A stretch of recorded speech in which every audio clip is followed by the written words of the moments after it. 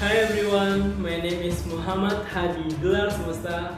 I'm from Indonesia and I'm student in International Relations, Slamet Riyadi University of Surakarta.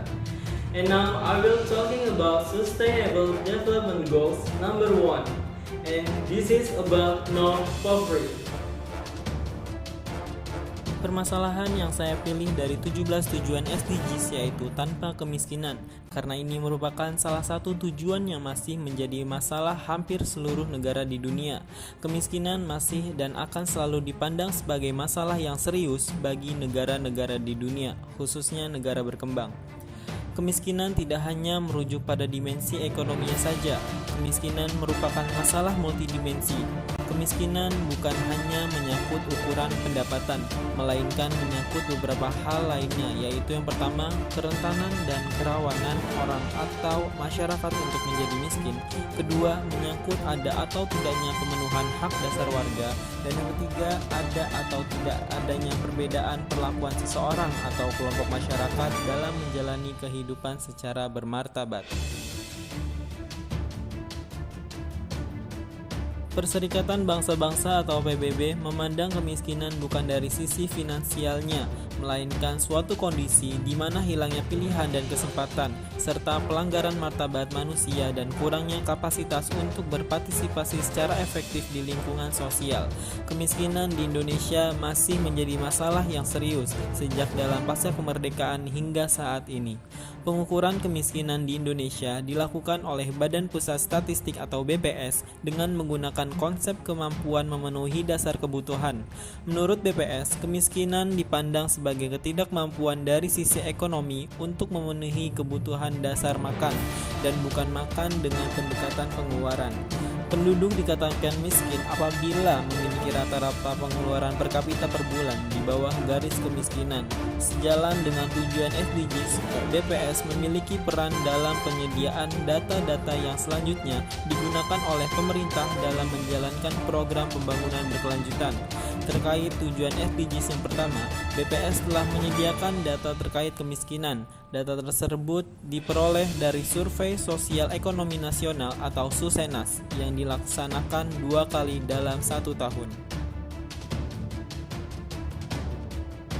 Menurut data yang diperoleh Badan Pusat Statistik atau BPS, presentasi penduduk miskin pada September 2019 sebesar 9,22%, menurun 0,90% poin terhadap Maret 2019 dan menurun 0,44% poin terhadap September 2018. Presentasi penduduk miskin pada September 2020 sebesar 10,19%, meningkat 0,41% poin terhadap Maret 2020 dan meningkat 0,97% poin terhadap September 2019.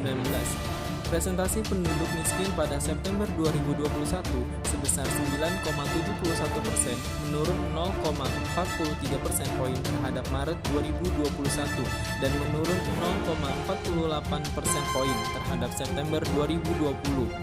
Lalu presentasi penduduk miskin pada Maret 2022 sebesar 9,54%, menurun 0,17% poin terhadap September 2021 dan menurun 0,60% poin terhadap Maret 2021.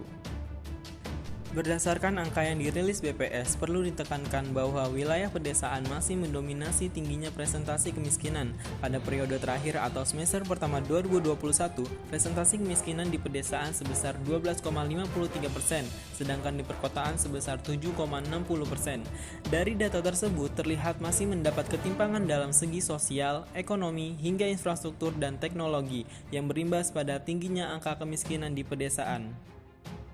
Program-program pembangunan khususnya di pedesaan perlu ditingkatkan dan diawasi secara berkelanjutan untuk mengurangi ruang ketimpangan. Pemerintah bukan hanya tinggal diam, program dana desa yang diluncurkan diharapkan mampu mengurangi ketimpangan kesejahteraan di wilayah desa dan kota. Efektif atau tidaknya menjadi tanggung jawab pemerintah desa dalam pengelolaan dana desa. Pemerintah tingkat di atasnya juga berperan dalam pengawasan penggunaan dana desa tersebut.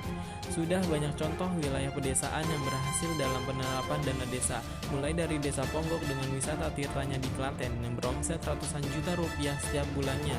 Keberhasilan pengelolaan dana desa secara tidak langsung memberikan dampak terhadap perekonomian masyarakat di wilayahnya. Kesempatan kerja menjadi terbuka dengan adanya peluang modal usaha maupun kebutuhan akan tenaga kerja dalam melaksanakan pembangunan desa. Setelah itu terpenuhi, bukan tidak mungkin kemungkinan dan ketimpangan di wilayah pedesaan akan semakin surut. Masyarakat secara tidak langsung juga turut membantu pemerintah dalam menyukseskan tujuan SDGs di Indonesia dan bersama-sama masyarakat dunia menuju kehidupan dunia yang lebih baik dan sejahtera. Kemiskinan menjadi salah satu fokus dari 17 tujuan pembangunan berkelanjutan. Maka dari itu, untuk memecahkan masalah kemiskinan, perlu diawali dengan mendengarkan suara masyarakat miskin dan penghormatan serta perlindungan dan pemenuhan hak-hak dasar mereka secara bertahap, baik hak sosial, budaya, politik, dan ekonomi. Sekian dan terima kasih.